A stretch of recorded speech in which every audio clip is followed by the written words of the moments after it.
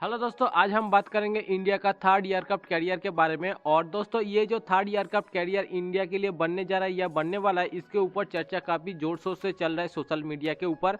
इसका कारण दोस्तों, जब से इंडिया का थर्ड एयरक्राफ्ट कैरियर के बारे में राजनाथ सिंह का जो बयान आया है, उसके बाद से इसका चर्चा सबसे ज़्यादा चल रहा है। दोस्तों, बयान में राजनाथ सिंह ने कहा था इंडिया थर्ड एयरक्राफ्ट कैरियर के बारे में काम शुरू कर चुका है और इसके ऊपर काफ़ी सारा विवाद भी घेर चुका है। जैसे कि कुछ लोग कह रहा है इंडिया को थर्ड एयरक्राफ्ट कैरियर जरूरत है और कुछ लोग कह रहा है इंडिया को थर्ड एयरक्राफ्ट कैरियर जरूरत नहीं है। दोस्तों, इसके अलावा आपके मन में ये भी चल रहा है ये एयरक्राफ्ट कैरियर किस तरह का बनने जा रहा है, जैसे कि कैटरपिलर लॉन्च होगा या स्की जंप वाला एयरक्राफ्ट कैरियर होगा। इसके बारे में भी चर्चा करेंगे इस वीडियो के आगे में। दोस्तों, जनरली सोशल मीडिया में जिसके वीडियो डिफेंस के ऊपर ज्यादा रिलेटेड है और जो डिफेंस एनालिस्ट और डिफेंस एक्सपर्ट के तौर पर जाना जाता है, उन सभी लोगों का ये मानना है इंडिया को आने वाले फ्यूचर के लिए तीसरा एयरक्राफ्ट कैरियर की जरूरत है। और जो लोग इकोनॉमिकली एनालाइज करता है और इकोनॉमी के ऊपर रिसर्च करता है, वो लोग ये थर्ड एयरक्राफ्ट कैरियर के फेवर में नहीं है। वो लोग कह रहा है इंडिया को अभी थर्ड एयरक्राफ्ट कैरियर जरूरत नहीं है। दोस्तों, यहाँ पे जो इकोनॉमिकल एनालाइजर है, इन सभी के मुताबिक इंडिया को वर्तमान समय पे क्यों तीसरा एयरक्राफ्ट कैरियर जरूरत नहीं है, इसका सबसे कारण दे रहा है। दोस्तों, एग्जाम्पल के तौर पर सबसे पहले कहना चाहूंगा,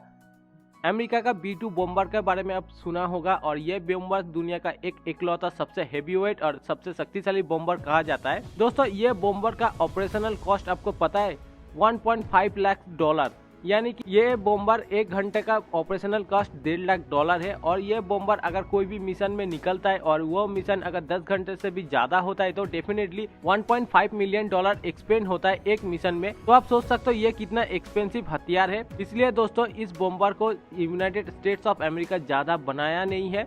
और ठीक उसी तरह अगर इंडियन एयरक्राफ्ट कैरियर के ऊपर अगर सोचे तो आप दोस्तों, एक एयरक्राफ्ट कैरियर को आप कह सकते हो तैरता हुआ एक शहर, और उसी एयरक्राफ्ट कैरियर के ऊपर हर एक फैसिलिटी मौजूद होता है जो एक शहर में मौजूद होता है। और दोस्तों, इतना बड़ा हथियार होने से इसका ऑपरेशनल कॉस्ट भी ज्यादा बड़ा है और इसका ऑपरेशनल कॉस्ट काफी ज्यादा एक्सपेंसिव होता है। दोस्तों, अगर इंडिया तीसरा एयरक्राफ्ट कैरियर प्रोक्योर करता है तो डेफिनेटली इंडिया के लिए और एक कैरियर फ्लीट ग्रुप को तैयार करना पड़ेगा, जिसमें काफी सारा पैसा एक्सपेंस होगा। तो यहाँ पे इकोनॉमिकल एक्सपर्ट के मुताबिक अगर इंडिया तीनों एयरक्राफ्ट कैरियर तैयार करता है और तीनों कैरियर फ्लीट अगर ऑपरेशनल रखना पड़ता है तो यहाँ पे डेफिनेटली इकोनॉमिकली काफी बड़ा धक्का लग सकता है। इकोनॉमिकली एक्सपर्ट के मुताबिक यहाँ पे ज्यादा संख्या में हथियार ज्यादा मायने नहीं रखते। यहाँ पे सबसे पहले आपको इम्पोर्टेंट रखता है आपके पास कितने हथियार सबसे ज्यादा ऑपरेशनल होता है, वही हथियार जंग में सबसे ज्यादा करामत साबित होता है। दोस्तों, यहाँ पे इकोनॉमिकल एक्सपर्ट के मुताबिक वर्तमान समय पे इंडिया का maximum defence budget Indian navy के ऊपर एक्सपेंड हो रहा है, क्योंकि यहाँ पे इंडियन नेवी का बहुत बड़ा बड़ा नेवल एसेट बन रहा है, जिसकी वजह से इंडिया का maximum defence budget Indian navy के ऊपर खर्च हो रहा है और जिसका इफेक्ट सीधा तौर पर इंडियन एयरफोर्स और इंडियन आर्मी के ऊपर काफी ज्यादा पड़ रहा है। और आप देख सकते हो पिछले कई समय से इंडियन एयरफोर्स और इंडियन आर्मी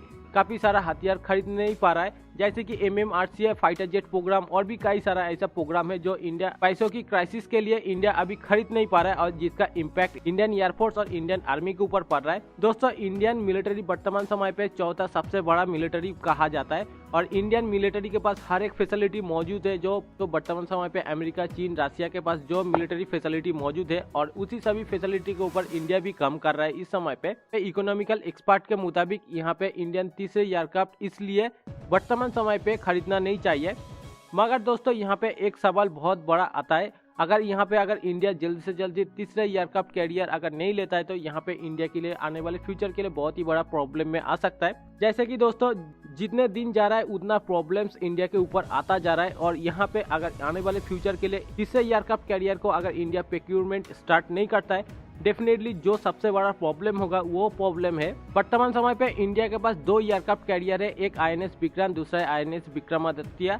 और दोस्तों, यहाँ पे INS विक्रमादित्य के बारे में अगर कहा जाए तो ये INS Vikramaditya aircraft carrier basically एक कीप क्लास एयरक्राफ्ट कैरियर का मॉडर्नाइज वर्जन इंडिया इस्तेमाल कर रहा है, जो 1980s में तैयार हुआ था और वर्तमान समय पे इसका एज अगर देखा जाए तो 40 से 50 साल हो चुका है और इसका मैक्सिमम सर्विस लाइफ अभी बाकी है। 10 से 15 साल मैक्सिमम इसका सर्विस लाइफ बाकी है और आने वाले 10 से 15 साल के बाद ये रिटायर हो जाएगा। तो उस समय पे इंडिया के पास एक ही एयरक्राफ्ट कैरियर होगा। दूसरे एयरक्राफ्ट कैरियर अगर बनकर तैयार हो जाता है तो उस समय पे 2 एयरक्राफ्ट कैरियर फ्लीट ऑपरेशनल रहेगा। तो यहाँ पे इंडियन नेवी के लिए एक एज होगा। दोस्तों आपके मन में एक सवाल आ रहा होगा, इंडिया का तीसरा एयरक्राफ्ट कैरियर किस तरह का बनने जा रहा है, कैटापल्ट लॉन्च वाला होगा या स्की जंप वाला होगा? तो यहाँ पे मैं श्योरली कह सकता हूँ यहाँ पे इंडिया का तीसरा एयरक्राफ्ट कैरियर स्की जंप वाला ही एयरक्राफ्ट कैरियर होगा। इसका सबसे बड़ा कारण दोस्तों, इंडिया वर्तमान समय पे जो INS विक्रांत एयरक्राफ्ट कैरियर बनाया है उसके सी ट्रायल को लेकर इंडियन नेवी बहुत ही ज्यादा खुश है और इंडियन नेवी इस तरह का और एक class aircraft carrier Indian navy मांग कर रहा है इंडियन गवर्नमेंट से।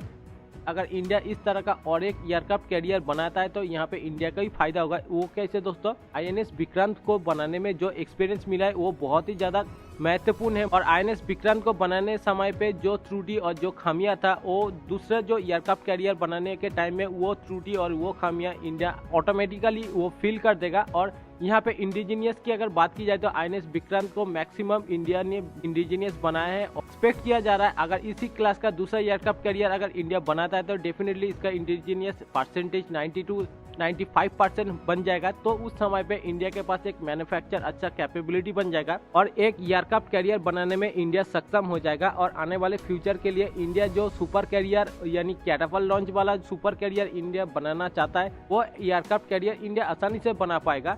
तो यहाँ पे डेफिनेटली 100% श्योरली कह सकता हूँ इंडिया तीसरा एयरक्राफ्ट कैरियर स्की जंप वाला एयरक्राफ्ट कैरियर बनाएगा।